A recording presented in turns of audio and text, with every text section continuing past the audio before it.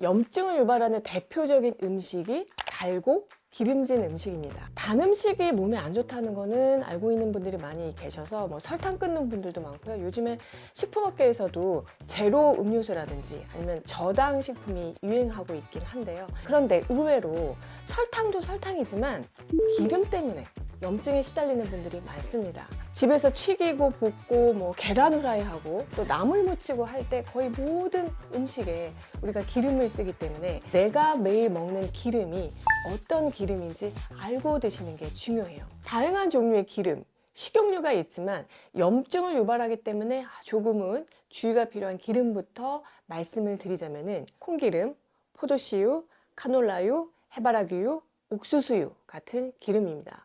자, 모두 대용량 통에 담겨져서 선물용으로도 많이 오고 가는 그런 기름들인데 이런 기름들이 왜 문제가 될 수 있을까? 이유를 말씀드리면 자, 첫 번째는 오메가3보다 오메가6의 비율이 너무 높아요. 오메가6 비중이 지나치게 높은 식단을 우리가 계속 하게 되면 염증이 잘 생길 수가 있습니다.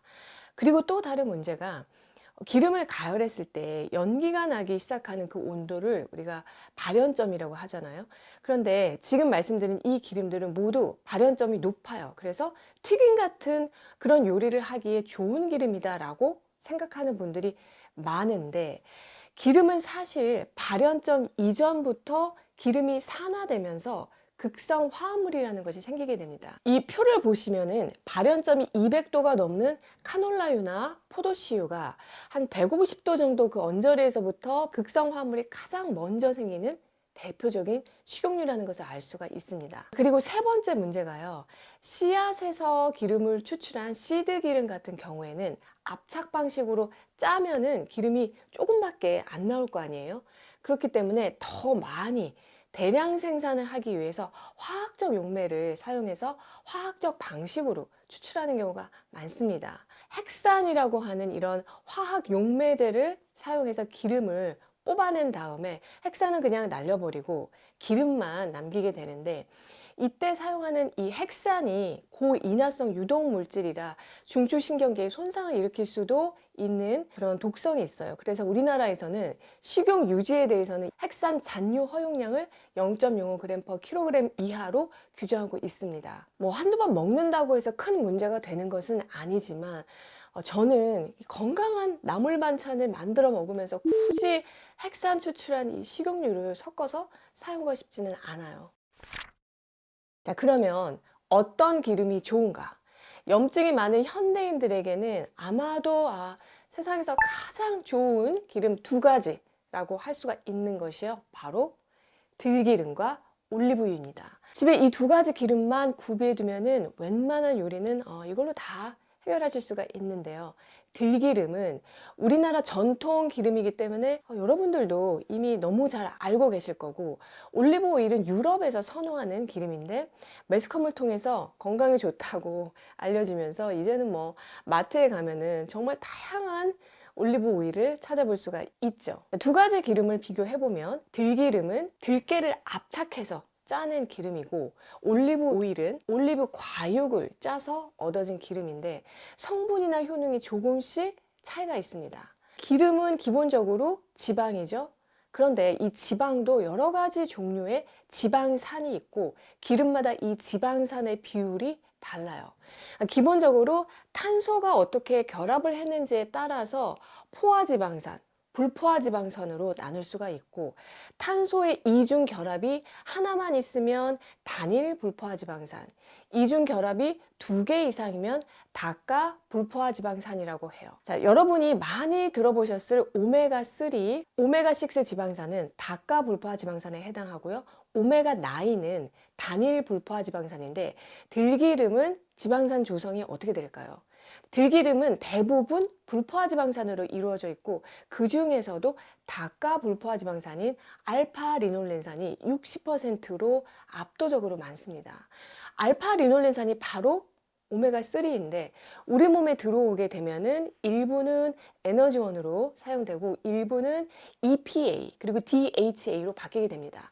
아마 DHA는 많이 들어보셨을 거예요. 우유나 치즈 등의 DHA를 첨가한 제품들이 많고요. 또 이게 뇌신경의 발달과 기능, 눈의 망막 조직을 구성하는 중요한 성분이기도 하기 때문에 머리나 눈을 많이 쓰는 사람, 기억력이 떨어지는 분들, 그리고 수험생들에게도 좋다고 알려져 있고요. EPA는 체내 염증을 일으키는 프로스타글란딘이라는 이 물질의 생성을 억제해서 염증, 그리고 혈전이 생기는 것을 방지하는 작용을 하니까 너무 좋은 성분이죠. 들기름은 이외에도요, 올레산이 약 한 14%, 리놀레산은 약 12%, 팔미트산이 약 5% 등 다양한 지방산이 그 밖에 들어있고요.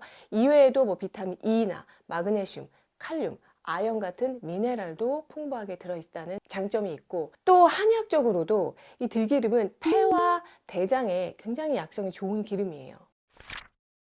반면에 올리브유는 어떨까요? 올리브유는 단일 불포화 지방산인 올레산이 71%로 가장 많고요. 팔미트산은 11%, 리놀레산은 약 6% 정도로 들어있어요.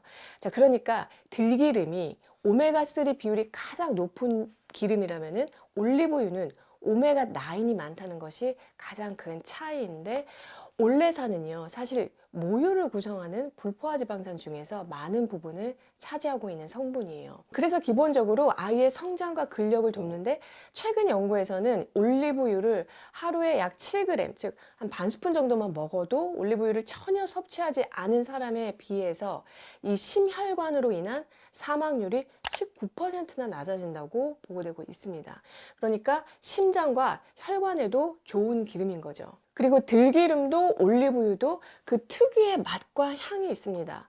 올리브유는 목에서 넘어갈 때 약간 매콤하고 좀 칼칼한 맛이 나는데, 바로 이 성분이 올레오칸탈이라고 하는 천연 페놀 화합물이에요. 그래서 그런 맛과 향이 나는 건데, 활성산소에 의해서 손상된 세포를 보호해주는 아주 강력한 항산화 작용을 하고요. 염증과 통증을 유발하는 콕스 효소라는 것이 있거든요. 이것을 억제해서 항염 작용을 하게 됩니다. 그래서 결론은 두 기름 모두 염증에 도움이 되는 기름이다. 그리고 동시에 뚱뚱해지는 것을 억제하는 항비만 작용이 있습니다. 더 반갑죠. 한국 영양학회에서요, 이에 대한 실험을 진행을 했었는데, 쥐들을 16주 동안 각각 다른 식단으로 먹여본 거예요. 한 그룹은 고지방 식단, 다른 그룹은 저지방 식단, 그리고 들기름 보충 식단, 올리브유 보충 식단, 홍화씨유 보충 식단, 이렇게 5개의 그룹으로 나누어서 4개월 후의 결과를 비교를 해 보았는데요.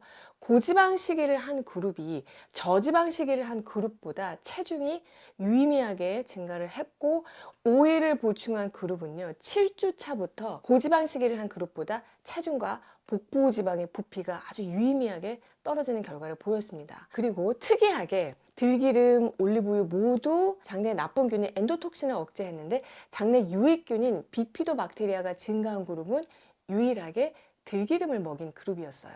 대장 염증이 잦거나 장류수 증후군이 있는 분들은 참조하시고요. 자, 그래서 결론은 구하기도 쉬우면서 건강에도 안심되는 기름 2가지만 꼽으라면 저는 들기름과 올리브유라고 말씀드리고 싶습니다. 생으로 무치는 음식들은 들기름으로 해서 먹고, 또 샐러드나 고온으로 가열하는 음식은 올리브유로 조리를 하면 돼요. 그런데 들기름도 좋은 기름을 골라야 하고, 어떻게 먹는지도 중요하겠죠.